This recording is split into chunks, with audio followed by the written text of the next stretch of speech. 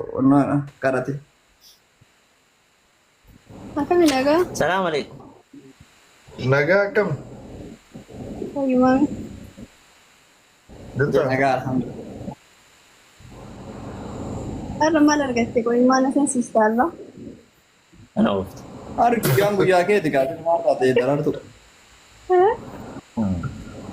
Waa si gaafatuu fi lammeeffatuu fi akkasitti suufa uffadheera argaa hin jirtu. Kana ooftam. Kana siyaafee? Jaarsi gurgura fidee akkana gaafii Jedhee ni beekta. Lammeeffachuu miti jechuun afaanuma haasa'u sun akka waan lammeeffattee kamtu. Kasongoo yee maal rakkoo qaba maa? Maal jechuudha? Kan nama tokko hin barbaadu nama miti nama masaanuu miti nama harkaan si tuquun fedhan.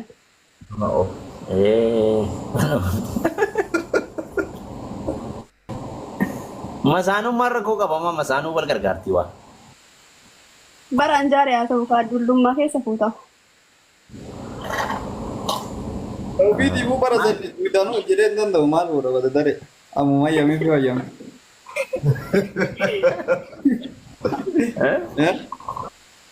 No yoo san xiqqoo si laaftuu ilaalle yoo sa itti fuuna akka luka dhiqxus malee amma hin ta'u amma.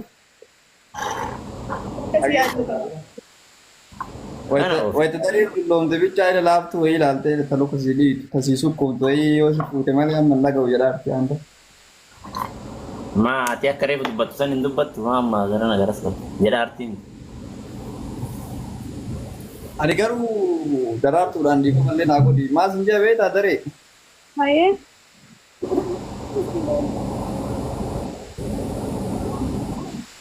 Ol baas olma baasi saalfatiin olma baas. Waanuma jechuun hedduu ol fidime. Bara bakka masaanuu tana xiqqoo isii beektaa qalbiin keessan kuni baay'een jaalattanii keessa keessanitti fudhattanii. Ani ammootu kanaaf jettee yaaddayin an si faana jiraa si deeggaraa. Waanuma jabaa wayyaa daara irra kanas ilaalaa miti masaanuu mibbaan nagarii hin qabdu gammadu. Waan waliin haasaa jirta. Ittiin saalfatiin himi waan yaa tokkoon himi. Atu dee dubartii lamaa sadii geessa. Dubartii masaanuu abdii maraasaatu.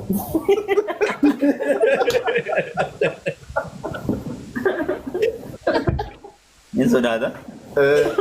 Ufiin barbaanne.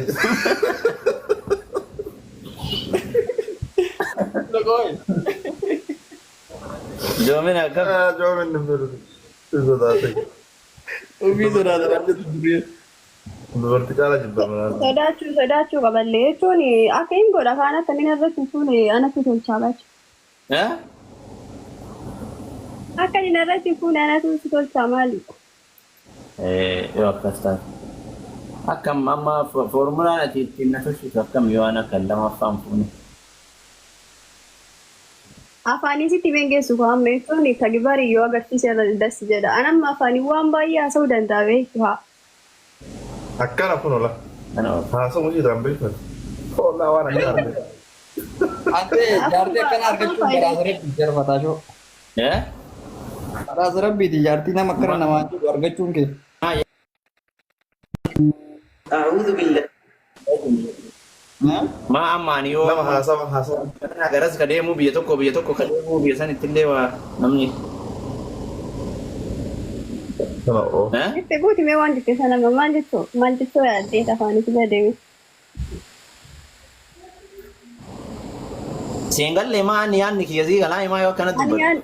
Ani yaadni seenaa galaa kafuu lafa tokko kun jiru masaaluu mibbaalii miti namni gabii kan kee amma dura nu wajjin makiinaa kuturu. Kana ooftu. Adii kun normal. Kun egaa masaanuun dhoorkiti malee masaanuun hiriyaa dhoorkitu masaanuun hiriyaa shamaraas dhoorkitu. Maal raakootti hiriyaa shamaraa qabaachuu jechuun hin ta'u hiriyaa shamaraa mibbaalii hin jiru si jedhee anillee hiriyaa qabaadhee akkam dassi jedhame. Kana ooftu.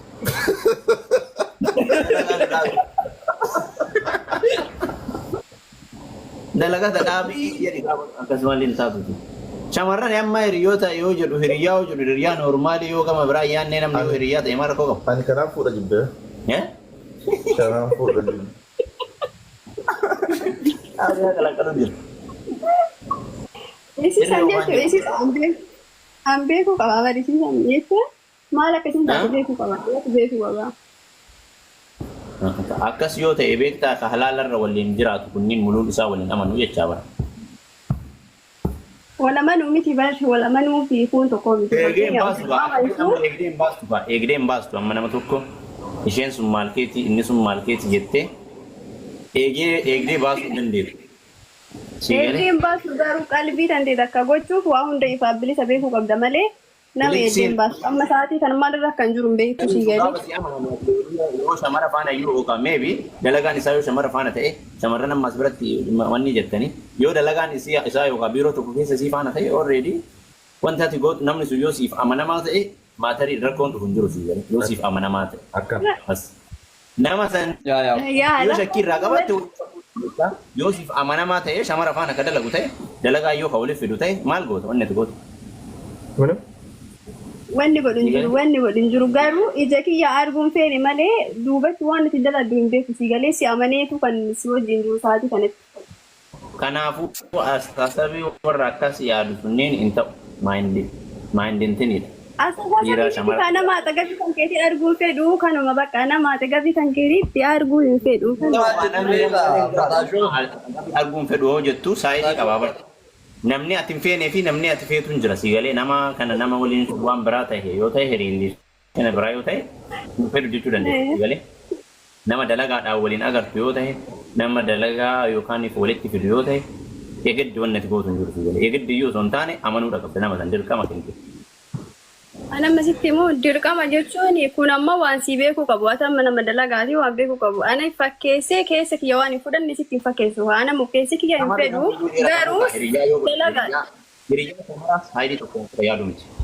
Hiriyaa shamaraa namni amma ati saayidii ati itti yaadu saayidii biraa yoo ta'e na waliin arguun fedhu garuu shamarri obboleetti gama baay'een shamaraa walitti dhiyaatuu dandeetta si galee. Yeroo kana immoo gama hin taane san qofaan osoo hin taane gama jaalalaa qofaan osoo hin taane nama karaa baay'eedhaan itti dhiyaatu. Ani akkas ta'e fata akkas ta'uu hin dandeessu si galee. An dhiira faana yookaan an shamara faana yookaan dalagaa waliin nu fideef dalageef yookaan waliin ooleef yookaan waliin haasa'eef ati dhiira biraa faana deemtee akkas jechuu hin dandeessu. Ani yoo akkas ta'e natti tola waan jedhu san hin ta'u si galee. Akkuma shamaraatti rabbi gaafa uumama gargar godhee uume si galee. Dhiirrii fi shamarri tokko. Kiyya ani qallatu jira jedhama qalbii yoo deebi'ee maal jettus siif hin jenne bar timirtii dhagaa nama biraatiif iyyuu dabarsuu wanti qabdu shamara yoo taate waan akkasiiti. Yeroo ammaa kana shakkiin taan irraa kan ka'e lafumaa ka'ee wal dhabaa lafumaa ka'ee jireenya hiikaa lafumaa ka'ee ekileen maal si biraa goote ekileen maal si biraa godha jecha hin taane jetteedhaan bultiin nama baay'ee diigama si galee. Kanaaf immoo miiseejiin ati ta'uu qabdu shamara akkasiisan ta'uu qabda malee shamara akka dhiira jaalallee kee faana yoo shamara biraa agarte eegiddi nama san dhiistu akkas ta'uu hin qabdu jettee shamarroonni kuuwwan. Dhiisuu miti baramma kun dhiisuu miti waanuma nama sanii jaalatanii waan irraa jibbanii fuudha malee. Amma hundaafuu jechuun qallatu jira jechuun dhibba irratti waan si amanuu fi waggaa gana kan si wajjin ture si amanas si kabajes si jaaladhes yaani takaffa nama tokko gaafa jaalatte dhibba irratti. Malee ka kennaani. Waan keessa hin hafe. Ka kennaa maal haasuuf? Ka kennaa miidiyaa. Amma warra miidiyaa. Miidiyaa la yaa warra annaa warra waan kennaa miti barka miidiyaa irraa haasuuf waan jecha akka namummaa akka normaal. Hundaafuu nama tokko amananii gaafa jedhanii jaalalli sun faamilee anamma hin amanaa jaarsa kiyya hin amanaa qalbii faasee malee kan duraallee amanuun dirqama nama tokko gaafa jaalala halaalatti eegalanii irra caalaa amanteedha walamanummaa qabaachuu haasa'u mazimmi jeetumaan hin qalbimaaf fide malee namni gaafa walii amananii wal jaalachuu hin danda'u dirqama sun ammoo qalbii fidedha asii galee. Shamara akkanaatu argachuun badhaasa rabbiiti saayibaki.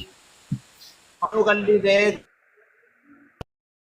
namni kun nagari fudhatu hin qabne already waan tokko waan beeku qabu shamarri inni shamara faana oolaa anillee dhiira faana oolaa waan jedhu sun walitti isin jabeessaa osoo hin taane walirraa gargar isin baasaa beekuudha qabdan natti maal yoo isin hin jiru gargar baasaa osoo hin taane gargar baasaa adda ta'ee gargar si baasa because kennamni ilma dhiiraatii fi kennamni shamaraa fi uumamni shamaraa garaagarummaa guddaa qaba si galee inni maaf akkas godhe jettee yoo illi kiika isaa waan biraa akka gootu ta'e adduma fagaataa deemtan malee wanni waliin nama dhiyeessu hin jiru gaafa inni gaafa karaa sirrii hin taane aniyyuu innu chit narra godha anillee chit irra godha waan jedhan suni abbaa baaliidha waan waliin nama fiduu hin dandeenye gargar nama baasu malee amma fakkeen akkuma qalbiitittu amma yoo reefu amma ani yoon shamara faana dalagaa kiyya ta'ee dalagaan kiyya shamaraa waliin kan na fidu ta'e ati immoo shamara birattuu sin argu naan jaarta ani yoo dhiira bira deema kaa yeroo sanii sitti tola yoo ka jettu akkasii yoo ka yaaddu akkasii ta'uu hin qabu kennamni dhiiraaf ka shamaraa garaagarummaa dugdaaf lafaati si galee ilmi dhiiraa yoo akkas godhe irraa bareedaa osoo hin taane yaanii ilmi dhiiraa qotee maal godhee fiduun dirqama irra jira dirqamni kun gaafa irra jiraatu ደግሞ ኮኔክቲን nama faana jiraachuu isaa baay'ee bal'aadha shamara kaaniin wal argaa dhiira kaaniin yaanii koneektiin isaa qotee bocee fiduudha haati manaa immoo haadha manaa inni immoo koneektiin isaa dalagaadhaaf dhimma dalagaatiif jecha shamara baay'ee wal arguu danda'a dhiira yaanii koneektii nama qabaachuu danda'a kana waan ta'eef dirqama akka isaa san anis tahuu qaba yoo ka jettu ta'e shamarri takka dogongora sun inni yoo jaalal dhiira faana haasahe waan isin faana inni faana haasahe osoo hin beekne atis gaafa dhiira biraa ka fiddee faana haasoftu ta'e way gargar nama fageessu malee waliin nama dhiyeessu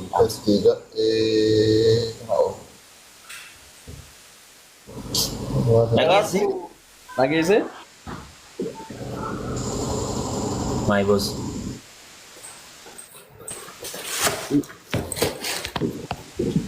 waan wali amanamu waannaa wali amanamu kan keeyyuu quban qabaatu yoo isin nizaafaas hinaaftu san atin beektuuf ta'e miidhamti yookaan ifisii mita malee hinaaffaa yoon qabaanne shamarri takka nan jaalattuyyuu jechuu shakkuudha qabda beektaan akka hodhuu qabda because nama waan fedhan tokkotti hinaafan wanti kun waan kiyya jettee waan kiyya akka na jalaatu qabu hin barbaadu waan jettuuf itti hinaaftu yaa'u dhiironni garii yoo shamarri itti hinaaftu already hin jaalatu dhiirri gariin waan akkasii hanga qaba garuu yoo hanga dabare jibba Jaatin ya hinaaf jedhaabariin jibba.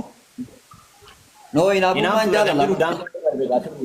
Hinaafuu jechuun bar nama jaalatan muka hinaaf hanga qaba garuu wanti kun akkasii miti jedhee yoo kan inni si hubachiisu ka san bira dabartu ta'e hinaaffaa jechuun bar madda shaytaanaa fakkaatu. Hinaaffaa jechuun ka jireenya yuusi diiguu jira hinaaffaan ka jaalala jira. Madda amma dhaqarsa jireenyaati Inaaffaa jechuun bari inaaffaan ilaali ka abdi inaaffaan isiinuu lama beektaa inaaffaan takka osoo hin argine haasa'u inaaffaan takka damoo. Usabdi. Ya. Of course. Waa'ee kee yoon aarree yoo sittiin aarree sin jaalattu beektaa san madda shayxaanaa jedha. Ati baate akka feete fa'aa yoo taate jalaata akka faana yoo ati akka taate yoo ka callistu ta'e maalati isiin maal sirraa qabdi yaanii nama biraa faana riileeshinii qabdi jecha shamarri sun ati akka feete yoo taate taatullee namni naaf nama agreementii shayxaan hojii qabu.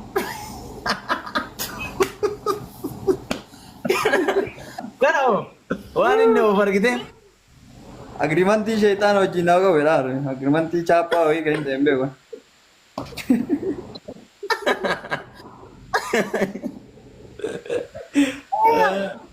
Inaaf sin jaalatu argaa sin jaalatu. Inaafuun dirqama dubartiin takka. Konfidensiin qabdu kaa konfidensii wayiin qabdu dubartiin haftutti yoo dabalamte ati. Inaaftu overdose yoo ta'e. Maali kun kana nagaa. Waan gariin kan ija kan keetiif gurra keetii osoo dhageettu teettee ilaaluu hin dandeessu. Sun dammoo si dubbisa fedhii malee si galee. Kun dammoo iyyuu kan hinaaffaan sobaa sun dammoo kan ciqiciqii osoo hin argin haasa'uu osoo tagibaatiin waan san hin argin himtee namaatiin malaan haasa'uu. Waan kana godhee jira akkas ta'inna jettee shakkiidhaan nama san tuttuquun kun ciqiciqi jedhama si galee. Waan tokko dammoo tagibaarii ija kan keetiin argitee nama san yoo dhattee gaafattee isiinus hin teessistu waan ta'eef hinaaffaan jedhama waan si jaalattuuf si galee. Waan tokko ka shakkitu jechuun ka agarte gaafatuun normaali. Garuu akkanumatti Shakkii. agartee irratti malaan sirreeffatanii shakkuu haasa agriimantii san waan san Mee amma waa'ee agriimantii sheexaanaa san dubbadhu. agriimantii Isaan jechuun baafanna. agriimantii jechuun amma shamarri takka gaafa rabbi isii dhamaasu yookaan gaafa rabbiin siin gargar baasuu deemu shakkima itti buusa. Akkas. Gochi kee hundi isaa badii bira fakkaata. Akkas. Amantummaa hin qabu. Maaliif agriimantii jira? Akka wakkaa. Jabeessee akkanadha. Waa wayii akkanadha. Miti akkanadha. Jalaa qabi. Jalaa qabi hin qabda. Sii ta'ee jira? Ta'eera. Akkas Akkana. Yeer mataa Isaani jechuun warra agriimantii qabu jara wajjin. Dammoo jaalala suma akkamii beekta beektaa abdii namni sun akkamii dhugaan sin damni sun jechuudha.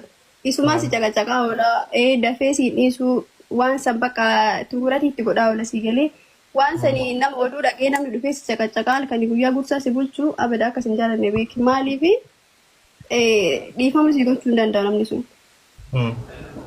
Bibbima san irra dhaabbatee coggaaraa keessa laatu.